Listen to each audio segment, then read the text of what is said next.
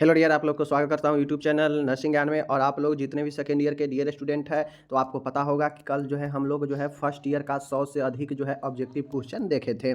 तो आज हम लोग जो है सेकेंड ईयर का जो है 100 से अधिक जो है क्वेश्चन देखेंगे ऑब्जेक्टिव, जो कि आपके एग्जाम के लिए काफ़ी ज़्यादा महत्वपूर्ण होने वाला है। और साथ साथ आप सेकेंड ईयर के लिए तो ये महत्वपूर्ण है ही, आपके फिलअप में पूछे, ट्रू फॉल्स में पूछे, कहीं भी पूछे, महत्वपूर्ण होने वाला है। साथ में जब आप पास कर जाएंगे जीएनएम तो उसके बाद भी जो है आपके लिए यह काफ़ी महत्वपूर्ण रहेगा, क्योंकि यही सब जो है आपके कॉम्पिटिटिव एग्जाम में भी इसी तरह के एग्जाम में क्वेश्चन आते हैं। तो चलिए, आज का वीडियो 100 से ज़्यादा प्रश्न है, तो आप लोग अच्छे से देखिएगा, 30-35 मिनट अच्छे से दीजिएगा तो आपको बहुत सारे चीज़ के बारे में क्लियर हो जाएगा, डाउट क्लियर हो जाएगा और आप लोग जो है अच्छे से कवर कर लीजिएगा इससे वीडियो को, तो आपके नॉलेज काफ़ी बूस्ट हो जाएंगे। यह नॉलेज के दृष्टिकोण से भी काफ़ी महत्वपूर्ण वीडियो है, समझ गए। तो चलिए हम लोग करते हैं शुरू। और अगर अभी चैनल पर नए हैं तो लाइक कर दीजिए, शेयर कर दीजिए और आपको डिस्क्रिप्शन में लिंक मिल जाएगा, जहाँ से इसको जाकर आप खुद पढ़ भी सकते हैं, कोई दिक्कत नहीं है, समझ गए।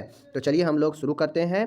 और आज का सेकेंड ईयर का यह मेडिकल सर्जिकल नर्सिंग जो है उससे रिलेटेड यह 100 क्वेश्चन लेकर आए हैं, समझ गए। चलिए शुरू करते हैं। कहता है सर्जरी के द्वारा, सर्जरी को हिंदी में शल्य क्रिया कहते हैं, इसके द्वारा किडनी गुर्दा को निकालने की प्रक्रिया क्या कहलाती है। यानी सर्जरी के द्वारा किडनी को निकालना, गुर्दा को निकालना क्या कहलाता है, नेफ्रोटोमी कहलाता है। देख लीजिए, नेफ्रोटोमी कहलाता है। यह आपके नेफ्रॉन यानी गुर्दे के निकालने की एक सर्जरी है, समझ गए। चलिए आगे है, दूसरा नंबर का प्रश्न है, अमाशय की सूजन को क्या कहते हैं। माय डियर, एस्टोमिक होता है और एस्टोमिक के श्लेष्मक कला में अगर कोई सूजन इन्फ्लामेशन होता है तो उसे गैस्ट्राइटिस कहते हैं, समझ गए। यह अमाशय के आंतरिक लेयर में जो है आपके होता है इन्फ्लामेशन, उसे गैस्ट्राइटिस कहते हैं, समझ गए। आगे देखिए, कहता है मूत्राशय की सूजन यानी इन्फ्लामेशन किसका, मूत्राशय का, ब्लेडर के इन्फ्लेमेशन को क्या कहते हैं, तो सिस्टाइटिस कहते हैं। क्या कहते हैं, सिस्टाइटिस कहते हैं, याद रखिएगा। मूत्राशय की सूजन यानी, समझ रहे ना, ब्लेडर की सूजन को सिस्टाइटिस कहते हैं, ध्यान में रखिएगा। ओके, आगे है, फैलोपियन ट्यूब के सूजन को क्या कहते हैं। तो फैलोपियन ट्यूब जो कि महिला में होता है, तो उसके सूजन, अगर उसमें किसी प्रकार के इन्फ्लामेशन होता है फैलोपियन ट्यूब में, तो उसे सल्पिनजाइटिस कहते हैं। क्या कहते हैं, सल्पिनजाइटिस कहते हैं, याद रखिएगा, सल्पिनजाइटिस कहते हैं, समझ गए, फैलोपियन ट्यूब के सूजन को। आगे है, पाँचवा है, हीमोग्लोबिन निर्माण के लिए आवश्यक तत्व कौन सा है। आपको पता है कि आयरन, आयरन एक तत्व है और ये बहुत ज़्यादा महत्वपूर्ण होता है हीमोग्लोबिन के निर्माण के लिए, समझ गए, आयरन। ओके, खांसी में रक्त आना, अगर कोई व्यक्ति खांसी करता है, कफ में ब्लड, स्पूटम में अगर ब्लड आता है, थूक में ब्लड आता है, खांसने में ब्लड आता है, तो उसे हेमोप्टाइसिस कहते हैं। क्या कहते हैं, हेमोप्टाइसिस कहते हैं, ध्यान दीजिए, हेमोप्टाइसिस, खांसी में रक्त आना या थूक में रक्त आना, समझ गए। आगे है, सेल स्तन को सर्जरी के द्वारा निकालना क्या कहलाता है। मान गए चाहे हल्का स्तन कैंसर हो जाता है तो थोड़ा सा पार्ट को काट के हटा दिया जाता है, या कंप्लीट पार्ट को हटाया जाता है, तो सर्जरी के द्वारा जो स्तन को ठीक किया जाता है उसे मास्टेक्टोमी कहते हैं, समझ गए। ये चीज़ें को ध्यान में रखिएगा। आगे है, रक्त में सोडियम की कमी क्या कहलाती है। तो मैं आपको बार बार बताता हूँ कि कमी होगा तो उसे हाइपो से हम लोग डिनोट करते हैं, हाइपो से। ज़्यादा होगा, ज़्यादा को हम लोग किससे डिनोट करते हैं, हाइपर से, समझ गए, हाइपर से ज़्यादा को डिनोट करते हैं, समझ गए। तो हमसे कमी पूछ रहा है तो कमी है तो कहीं ना कहीं हाइपो होगा। तो देख लीजिए, हाइपो और नेट्रेमिया, और सोडियम को Na से सूचित करते हैं तो Na फॉर नेट्रेमिया, हाइपोनेट्रेमिया, समझ गए। सोडियम की कमी अगर ज़्यादा रहता तो हाइपर नेट्रेमिया होता, समझ गए। दवाइयों जो मूत्र को बढ़ा देता है, तो मूत्र को बढ़ाने वाली दवाई डायूरेटिक्स कहते हैं। यह बीपी बढ़ने पर भी दिया जाता है, सूजन भी होने पर दिया जाता है। तो डायूरेटिक्स मूत्र की मात्रा को बढ़ा देता है, जिसमें बॉडी में एक्सेस जो तरल होता है उसको निकालता है, समझ गए। 10वां है, नींद लगने वाली दवाई को हिप्नोटिक कहते हैं, और हिप्नोटिक एक प्रकार के आपका जो है आर्टिफिशियल नींद उत्पन्न करता है, समझ गए। तो ये चीज़ें हैं। 11 है, कहता है ऑपरेशन के द्वारा पित्ताशय गाल ब्लडर निकालना क्या कहलाता है। तो माय डियर, अगर गाल ब्लडर में कोई खराबी है, कोई प्रॉब्लम है, और सर्जरी के द्वारा अगर गाल ब्लडर का सर्जरी हो रहा है तो उसे कोलिसिस्टेक्टोमी कहते हैं। क्या कहते हैं, कोलेसिस्टेक्टोमी कहते हैं। क्या कहते हैं, कोलेसिस्टेक्टोमी कहते हैं, कोलेसिस्टेक्टोमी कहते हैं गाल ब्लडर का सर्जरी। ओके, विटामिन डैश की कमी से पर्नीशियस एनीमिया होता है। तो पर्नीशियस एनीमिया किस विटामिन की कमी से होता है, तो विटामिन B12, समझ गए, विटामिन B12 की कमी से पर्नीशियस एनीमिया होता है, याद रखिएगा। रक्त में पोटेशियम की कमी को क्या कहते हैं, तो कमी हाइपो, और पोटेशियम को के से सूचित करते हैं तो कैल्मिया, समझ गए। रक्त में पोटेशियम की कमी हाइपोकैल्मिया, इसको याद रखिएगा। आगे है, विटामिन B1 की, देख लीजिए, विटामिन B की कमी से होता है कैलियोसिस, समझ गए। विटामिन B की कमी से क्या होता है, कैलियोसिस होता है, इसको ध्यान में रखिएगा।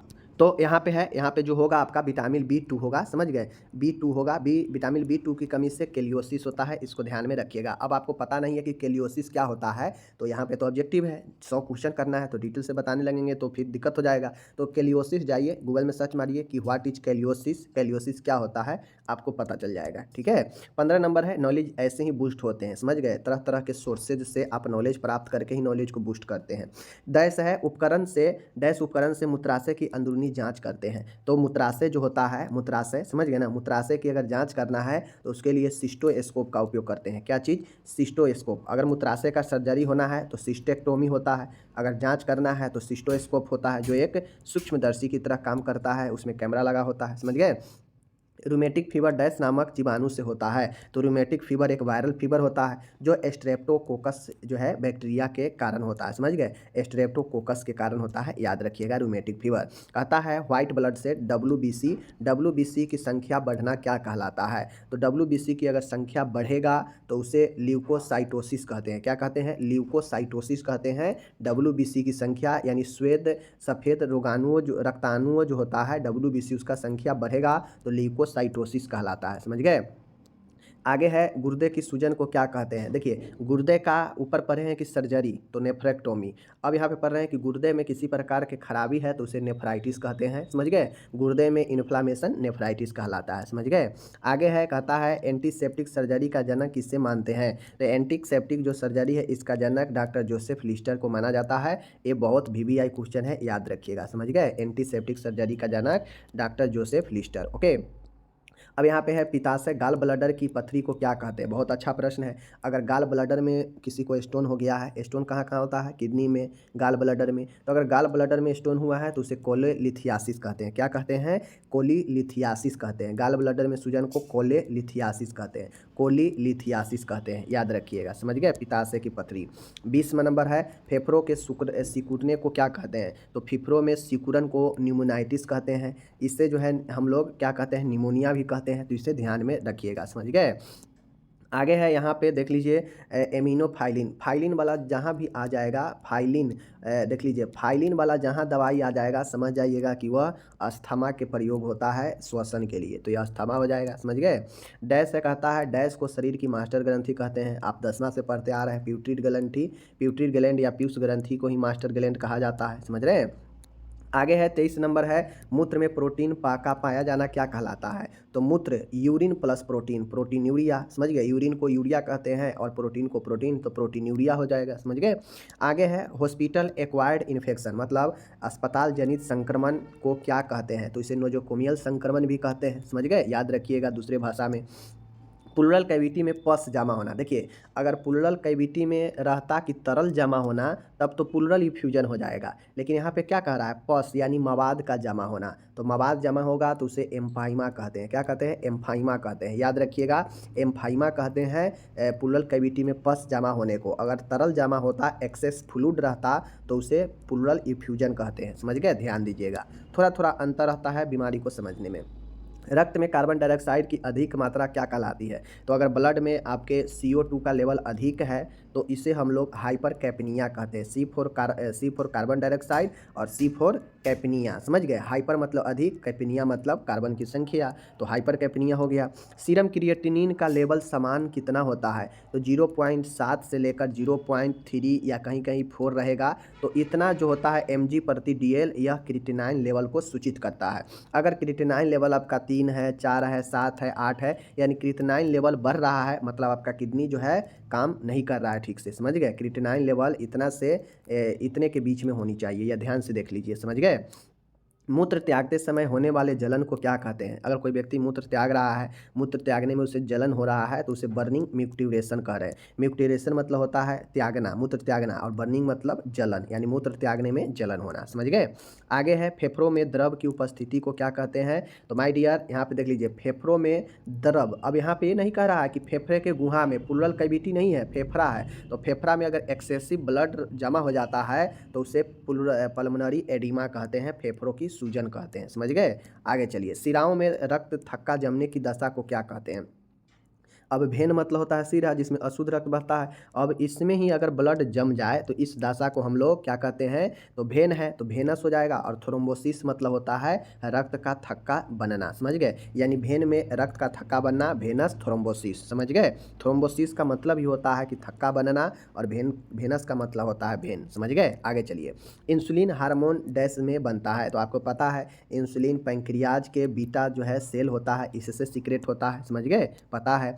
टेकिकार्डिया में हार्ट रेट, हृदय का जो दर होता है वह 100 से ज़्यादा हो जाता है, 100 से ज़्यादा हो जाता है। ब्रेडिकार्डिया होगा यानी मंद हृदय गति होगा तो वहाँ पे 60 से कम हो जाता है। नॉर्मल हमारा 70 से 80 माना जाता है, ये आपको पता होना चाहिए, ठीक है। आगे चलिए, यहाँ पे भी दे दिया गया है कि ब्रेडिकार्डिया में पल्स रेट 60 से कम हो जाएगा, समझ गए।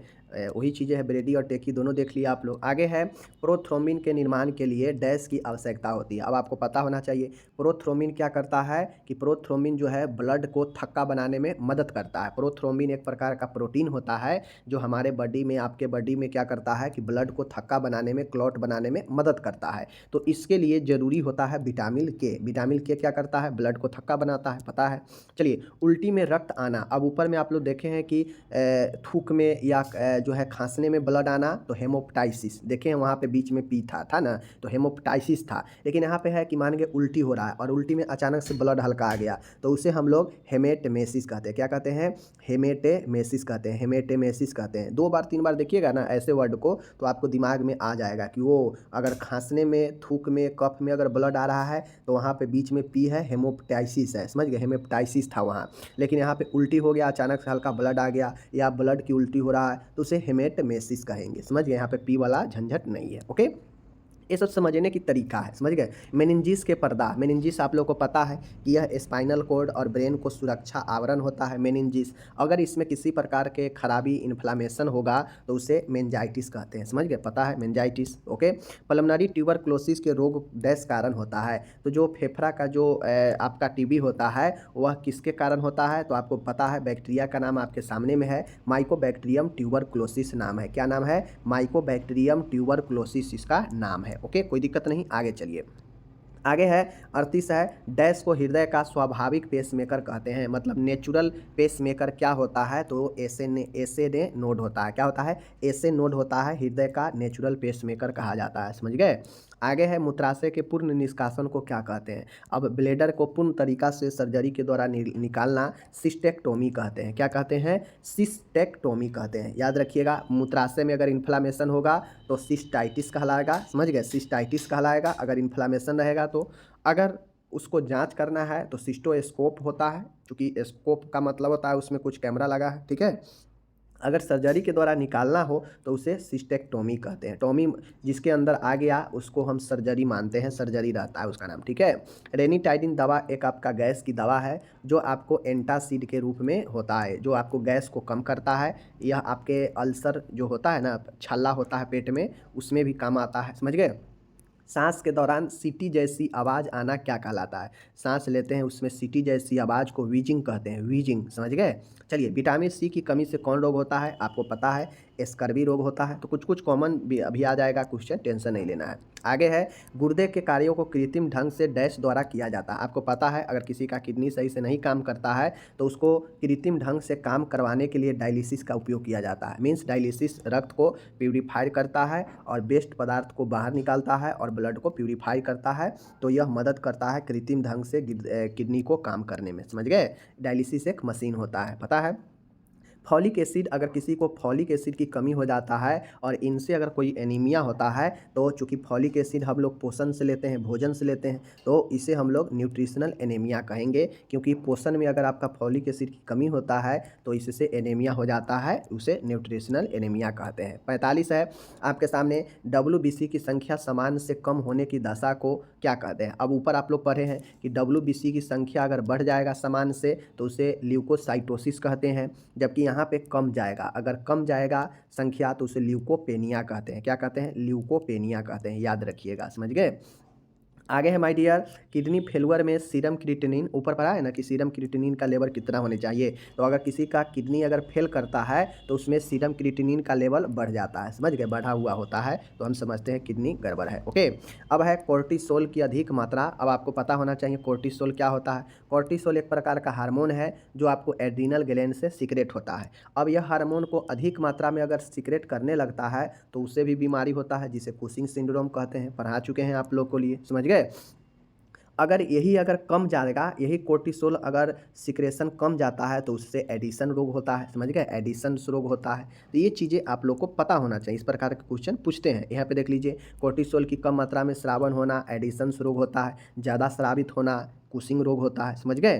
तो ये चीज़ें आपको ध्यान में रखना है। आगे चलिए, रेनिटाइडिन दवा का प्रयोग हम लोग हाइपर एसिडिटी मतलब ज़्यादा गैस बनने, अम्लीयता होने पर ही गैस बनता है, तो हाइपर एसिडिटी में रेनिटाइडिन दवा का उपयोग करते हैं। मस्तिष्क में भाषा क्षेत्र के बाधित होना, मतलब हमें कोई बोलने में तकलीफ आ रहा है, समझ गए, कोई बात बोलने में, भाषा बोलने में हमें दिक्कत आ रहा है तो उसे एफेसिया कहते हैं, समझ गए, शब्द भाषा का चयन करने में दिक्कत होता है, एफेसिया। ओके, ब्लैक सीनी स्टूल मतलब मल जो है काला आता है तो उसे क्या कहते हैं, मलीना कहते हैं। मलीना का मतलब होता है कि मल का काला आना, ठीक है। दम्मा के सबसे गंभीर श्रेणी कौन है, तो दम्मा का सबसे जो है गंभीर श्रेणी होता है स्टेटस एस्थमेटिकस, समझ गए। दम्मा का, अस्थमा का सबसे जो है सीवियर जो श्रेणी होता है वह स्टेटस एस्थमेटिकस होता है, समझ गए, याद रखना इसको। 54 है माय डियर, डिप्थीरिया के कारक जीवाणु को क्या कहते हैं, यानी डिप्थीरिया किस बैक्टीरिया के कारण होता है उसका नाम बताना है। तो देख लीजिए, कॉरिने बैक्टीरियम डिप्थीरियाई, नाम लगा हुआ है डिप्थीरियाई, बाकी उससे पहले याद रखना है कॉरिने, देख लीजिए कॉरिने बैक्टीरियम डिप्थीरियाई, यह डिप्थीरिया उत्पन्न करता है, समझ गए। इंसुलिन से डैश निकलता है, आपको पता है इंसुलिन से डैश निकलता है, तो इंसुलिन जो है बीटा सेल के पैंक्रियाज से निकलता है। इंसुलिन किससे निकलता है, तो इंसुलिन बीटा सेल, पैंक्रियाज के बीटा सेल से निकलता है, पता होना चाहिए। मेनिंजिस के सूजन को मेनिंजाइटिस कहते हैं, ऊपर बता चुके हैं। एड्रिनल ग्लैंडिस से अधिक मात्रा में स्राव होने से डैश रोग होता है, मतलब एड्रिनल ग्लैंड से जो कॉर्टिकोसोल ऊपर पढ़ाए हैं ना, वो हार्मोन अगर एड्रिनल ग्लैंड से ज़्यादा सीक्रेट होता है तो उससे कुशिंग रोग होता है, कम सीक्रेट होगा तो जो है एडिशन रोग होगा। मतलब एक रेंज में सीक्रेट होना चाहिए तो ही अच्छा रहेगा, ज़्यादा हो जाएगा उससे भी रोग होगा, कम हो जाएगा तो उससे भी रोग होगा, समझ गए। हार्मोन का यही ना काम होता है कि अगर ज़्यादा हो जाएगा उससे भी प्रॉब्लम, कम हो जाएगा उससे भी प्रॉब्लम। हार्मोन एक केमिकल फॉर्मेशन है बॉडी में जिसको आवश्यक मात्रा में, समान मात्रा में रिलीज होना जरूरी रहता है, समझ गए।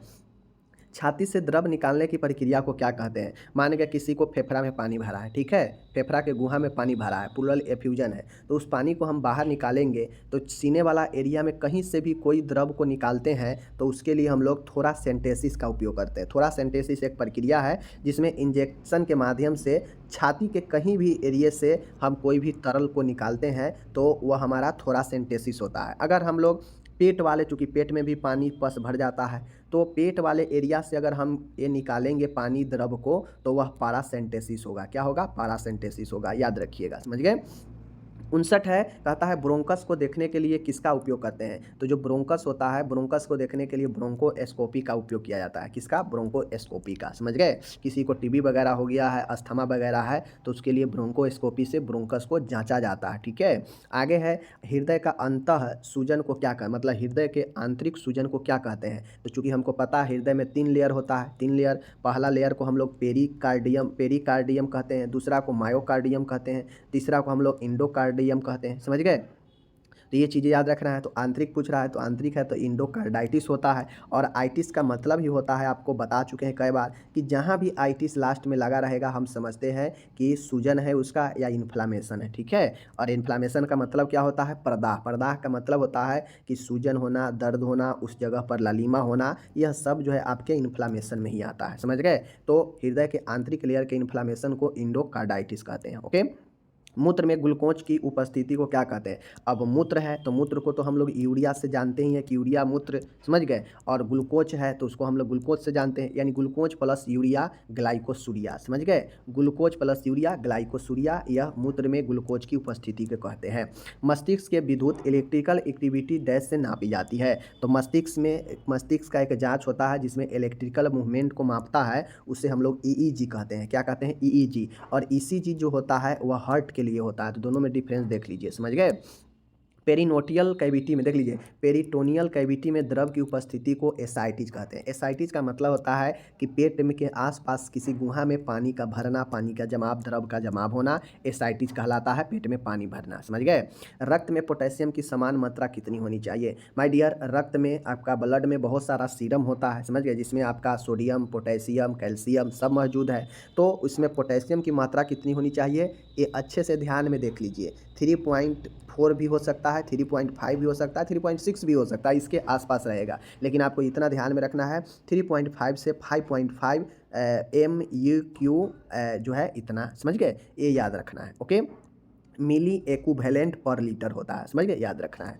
आगे है यहाँ पे ब्लड ट्रांसफ्यूजन के लिए रक्त को रेफ्रिजरेटर से कितने मिनट से ज़्यादा पहले नहीं निकालना चाहिए। अगर मान के किसी को ब्लड चढ़ाना है, ब्लड बैंक से हम गए और ब्लड लाएं, तो ब्लड लाने के 30 मिनट के अंदर ही ब्लड को हम जो है ब्लड ट्रांसफ्यूजन करने लगेंगे। इससे ज़्यादा नहीं रखेंगे, वरना वह बेकार हो जाएगा, ब्लड ख़राब हो जाएगा। क्योंकि ब्लड को एक टेम्परेचर होना बहुत ज़रूरी होता है, इसीलिए उसे रेफ्रिजरेटर में करके रखा जाता है, उचित तापमान देकर रखा जाता है।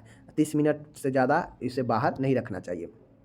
एसाइटिस मरीज के पानी निकालने की प्रक्रिया को क्या कहते हैं? अभी पता है, अभी ऊपर पढ़ा है कि पेरिटोनियल कैविटी में द्रव भरना एसाइटिस कहलाता है, यानी पेट में पानी समझिए सीधा। अगर इस पानी को हमें निकालना है तो डॉक्टर इंजेक्शन के द्वारा जो है क्या करते हैं, पैरासेंटेसिस करते हैं, पेट के एरिया में इंजेक्शन को लगाते हैं और वहाँ से द्रव को खींचते हैं। तो यह एब्डोमिनल पैरासेंटेसिस होता है, जो कि ऊपर भी बताए थे। और छाती के एरिया से थोरासेंटेसिस, पता है। इंसुलिन हार्मोन जो है डैश में बनता है, बीटा सेल में बनता है, पता है, पेंक्रियाज के। इम्यूनोथेरेपी को डैश के नाम से भी जानते हैं, तो इम्यूनोथेरेपी को कैंसर थेरेपी के भी नाम से जानते हैं, पता होनी चाहिए। रक्त में पोटेशियम की अधिकता को क्या कहते हैं? अब ऊपर पढ़ाए थे कि हाइपोकैलेमिया मतलब पोटेशियम का कम होना, तो ज़्यादा होगा तो क्या होगा, हाइपरकैलेमिया होगा, सीधी सी बात है। हाइपर मतलब ज़्यादा, हाइपो मतलब कम, बाकी कैलेमिया है तो कैलेमिया ही रहेगा। डैश को शरीर का मास्टर ग्रंथि, पीयूष ग्रंथि जिसे प्यूटिड ग्लैंड कहते हैं, इसे मास्टर ग्लैंड कहते हैं। 71 है माय डियर, सिस्टोलिक एवं डायसिस्टोलिक दाब के अंतर को क्या कहते हैं? मतलब ऊपर वाला 120 और 80 नॉर्मल माना जाता है, इन दोनों के बीच के अंतर को हम लोग पल्स प्रेशर कहेंगे। तो कितना होगा पल्स प्रेशर? 40 हो जाएगा। जिसका अगर बीपी 120 और 80 है तो उसका पल्स प्रेशर दोनों का अंतर 40 हो जाएगा। कि अब इसी प्रकार से आप निकाल सकते हैं पल्स प्रेशर, समझ गए।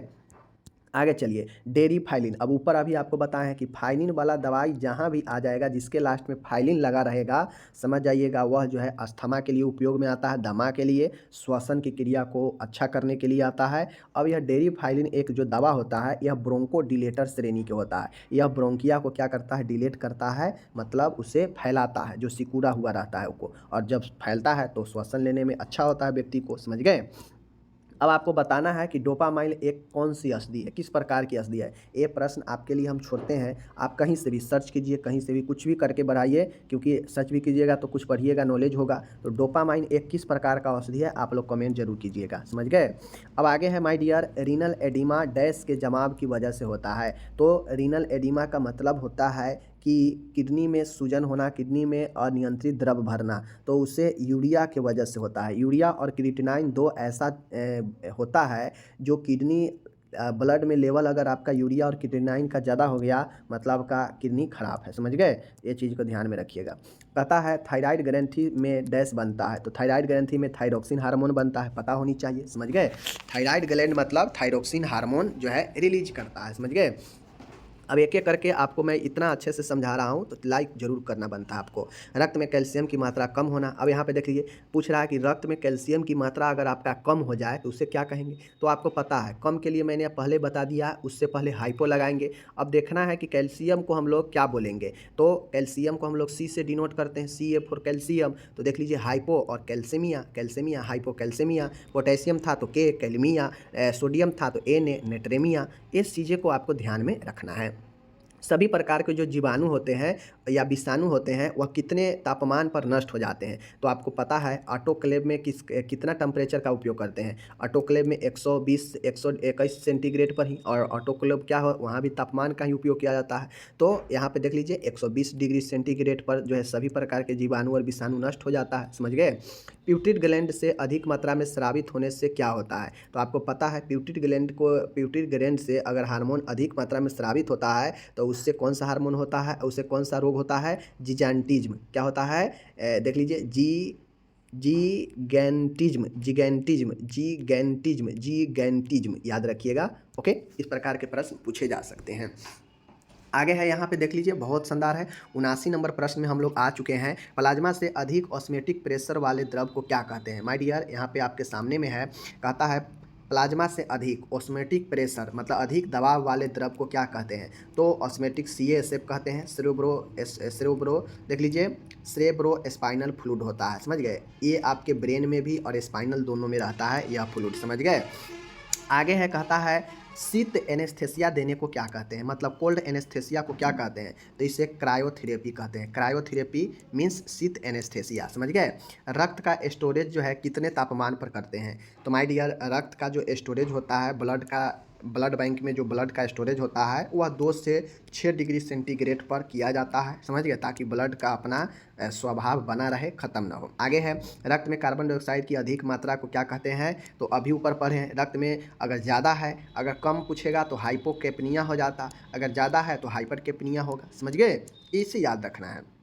फेफड़ों को कोलैप्स होने को क्या कहते हैं? फेफड़ों को कोलैप्स होने को न्यूमोथोरैक्स कहते हैं। न्यूमोथोरैक्स का मतलब ये भी होता है कि फेफड़ा में हवा भर जाना, समझ गए? यही आपका न्यूमोथोरैक्स होता है, इसको ध्यान में रखना है। ब्रोंकी के असमान रूप से फैलने को क्या कहते हैं? अब आपको पता होगा, ब्रोंकी होता है, ब्रोंकी अगर असमान रूप से फैल जाएगा तो क्या होगा? ये आपके ब्रोंकी देख लीजिए, ब्रोंकिएक्टेसिस कहलाता है, ब्रोंकियाटेक्सिस कहलाता है। क्या कहलाता है? ब्रोंकिएक्टेसिस कहलाता है, ब्रोंकिएक्टेक्सिस कहलाता है, समझ गए? ब्रोंकी का असमान फैलना। 85 है, डैश ग्रंथि से थायरोक्सिन हार्मोन रिलीज होता है? थायराइड ग्लैंड से, पता है आपको। खून में ग्लूकोज की स्तर की बढ़ोतरी जो है ग्लाइसेमिया होता है, समझ गए? Hyperglycemia. अब G फॉर ग्लूकोज होता है और हाइपर मतलब अधिक, तो हाइपर ग्लाइसेमिया यह आपके ग्लूकोज के स्तर को बढ़ाता है कि ब्लड में ज़्यादा है, समझ गए? एंटी डायबिटिक हार्मोन डैश से उत्पन्न होता है? ADH हार्मोन कहाँ से रिलीज होता है? तो आपको पता है कि 2 प्रकार के जो है हार्मोन जो है आपको रिलीज होते हैं, पोस्टेरियर प्यूटरी ग्लैंड से और एंटेरियर से तो बहुत सारा रिलीज होता है। तो पोस्टेरियर से रिलीज कौन होता है? ADH हार्मोन, समझ गए? भूख की कमी को क्या कहते हैं? भूख की कमी को एनोरेक्सिया कहते हैं, भूख में कमी को, समझ गए? कानों में घंटी की आवाज़ क्या कहलाता है? टिनिटस कहलाता है। कान में कोई बहरापन होता है और यह ज़्यादा जो है मेनियर्स रोग में होता है, समझ गए? मेनियर्स रोग में होता यह है कि आपके कान में आवाज़ तो सुनाई नहीं देता है, बाहरी आवाज़, बट अंदर कान में टिन टिन घंटी जैसे आवाज़ देते रहता है, उसे टिनिटस कहते हैं, समझ गए? कहता है किडनी में स्टोन होना क्या कहलाता है? अगर किसी को किडनी में स्टोन है तो उसे कैलकुलस कहते हैं, नेफ्रोथोलियासिस कहते हैं, समझ गए? नेफ्रोथोलियासिस भी कहते हैं, कैलकुलस भी कहते हैं। और गोल्ड ब्लैडर के भी किडनी को बता ही दिए। RNTCP का पूरा नाम क्या है? माय डियर, RNTCP का पूरा नाम क्या है? Revise national tuberculosis control programme, समझ गए? ये चीज़ें ध्यान में आपको रखना है। RNTCP का पूरा नाम क्या है? Revise national tuberculosis control programme. और RNTCP कब शुरू किया गया, जरूर बताइए। 92 नंबर का प्रश्न है, माय डियर, निचले हिस्से के लकवा को क्या कहा? अगर कोई व्यक्ति है, किसी व्यक्ति को आधे भाग में लकवा मार देता है, शरीर के आधे आधे भाग में नीचे से ऊपर तक अगर लकवा एक साइड में मारा है तो उसे हेमीप्लेजिया कहते हैं। अगर शरीर का जो है, यहाँ पे देख लीजिए, निचले हिस्से के लकवा को पैराप्लेजिया कहते हैं, पता है, समझ गए? पता है ना? चलिए, बात करने में दिक्कत आता है, भाषा में दिक्कत आता है, भाषा का चयन करने में, तो उसे एफेसिया कहते हैं, ऊपर भी बता दिए थे, समझ गए? रक्त में कार्बन डाइऑक्साइड की अधिकता हाइपरकेपनिया होता है, अभी ऊपर बताए हैं, समझ गए? पैमाना मरीज की चेतना के स्तर को मापने के लिए किसका प्रयोग करते हैं? वह कौन सा पैमाना है जिससे हम कॉन्शियस लेवल को चेक करते हैं कि कौन सा पेशेंट कितना ज़्यादा कॉन्शियस है या अनकॉन्शियस है, मतलब चेतन में है या बिल्कुल अर्ध चेतन में है? तो इसके लिए ग्लास्को कोमा स्केल का उपयोग किया जाता है व्यक्ति के चेतना स्तर को मापने के लिए। ओके, ग्रेवज रोग डैश हार्मोन के उत्पादन से वृद्धि होता है? अगर किसी को बहुत ज़्यादा थायराइड हार्मोन जो है, थायराइड जो होता है, ये हार्मोन का बहुत ज़्यादा वृद्धि करने लगे तो ग्रेवेज रोग होता है, समझ गए? इसको ध्यान में रखना है। कर्निंग के लक्षण में सकारात्मक होता है? माय डियर, किसी को अगर कर्निंग का साइन अगर पॉजिटिव है तो उसे मेंजाइटिस में होता है, मेंजाइटिस में होता है, कर्निंग साइन पॉजिटिव होता है, समझ गए? कर्निंग साइन जो होता है मेंजाइटिस में पॉजिटिव होता है। फुफ्फुस गुहा में रक्त होना, माय डियर, हेमोथेरेक्स, समझ गए? हेमोथेरेक्स मतलब रक्त होना, फुफ्फुस गुहा में, हेमो मतलब रक्त और थोरेक्स मतलब वही फुफ्फुस, तो हेमोथेरेक्स मतलब उसमें रक्त होना। हृदय की बाहरी परत को, पर्दाह को, चूंकि हम जानते हैं हृदय के बाहरी परत को पेरिकार्डियम कहते हैं, तो पेरिकार्डियम, अब पेरिकार्डाइटिस होगा तो ही राइट होगा। आइटिस मतलब जानते हैं पर्दा, तो देख लीजिए यहाँ पे आइटिस है, और पेरिकार्डी मतलब बाहरी परत को, सूजन को, ठीक है? ऑपरेशन द्वारा स्तन को निकालने को मास्टेक्टोमी कहते हैं, ऊपर भी बता चुके हैं, समझ गए। मलेरिया द्वारा फैलने वाला, देख लीजिए, मलेरिया फैलाने वाला मच्छर का नाम क्या है? फीमेल एनाफिलीज, यानी मादा एनाफिलीज को, मादा एनाफिलीज से मलेरिया रोग होता है, पता है। डिप्थीरिया के द्वारा, डिप्थीरिया किसके द्वारा होता है? कॉर्डिने बैक्टीरियम डिप्थीरियाई के द्वारा, ये भी रिपीटेड क्वेश्चन है, ठीक है। बीसीजी का फुल फॉर्म क्या होता है? बैसिलस कॉलमेंट ग्यूरिन, पता है आप लोग का, बैसिलस कॉलमेंट ग्यूरिन पता होनी चाहिए। सिक टेस्ट के लिए जो है, सिक टेस्ट किसके लिए प्रयोग किया जाता है? तो सिक टेस्ट जो होता है डिप्थीरिया के पता करने के लिए किया जाता है, सिक टेस्ट, समझ गए, इसको याद रखना है। जलने का प्रतिशत डैश के आधार पर निकालते हैं, तो रूल ऑफ 9 जो होता है, बॉडी में 9 जगहों पर जो है इसे बांटा जाता है परसेंटेज में, और ज्ञात किया जाता है कि कौन सा पेशेंट कितना ज़्यादा घाव है, कितना ज़्यादा जला हुआ है, समझ गए। 106 नंबर है, साइनस के प्रदाह को क्या कहते हैं? अब आपको पता होना चाहिए। ये साइनस आपके फेस में होता है, समझ गए, जो आपके नाक के आसपास होता है, ऐसे करके, समझ गए, ऐसे करके जो है आपके नाक के आसपास एरिया में होता है, तो यह साइनस होता है। इसमें अगर किसी प्रकार के इन्फ्लामेशन होता है तो उसे साइनोसाइटिस कहते हैं, समझ गए। इस चीज़ को ध्यान में आपको रखना है। 107 है, टाइफाइड बुखार की जांच किसके द्वारा करते हैं? बिडाल टेस्ट के द्वारा करते हैं, आपको पता होना चाहिए, सब पढ़ा चुके हैं, आप जानते भी होंगे। फैलोपियन ट्यूब के सूजन को हम लोग जानते हैं, fallopian inflammation of fallopian tube, salpingitis, salpingitis, समझ गए। तो इस प्रकार से आज का मेरा यहाँ पे 108 प्रश्न समाप्त होता है। अगर आप डियर लोग 108 में से मैं मानता हूँ 8 क्वेश्चन रिपीटेड भी होगा, फिर भी 100 क्वेश्चन मैं आपको अच्छे अच्छे दिखाया हूँ, बहुत सारे नए नए क्वेश्चन भी आपको दिखाए हैं। यह आपके हर किसी एग्ज़ाम के लिए काफ़ी ज़्यादा महत्वपूर्ण होने वाला है, चाहे आप एकेडमिक एग्ज़ाम में हैं, चाहे आप कॉम्पिटिटिव लेवल में हैं, आपके किसी भी नर्सिंग एग्ज़ाम में काफ़ी ज़्यादा ये महत्वपूर्ण होगा, समझ गए। बाकी चलिए हम विदा लेते हैं यहाँ पे। आप लोग चैनल को सब्सक्राइब लाइक कर दीजिएगा, आपको डिस्क्रिप्शन में लिंक मिल जाएगा, वहाँ से जाकर आप इसको पढ़ सकते हैं खुद से। ओके, धन्यवाद।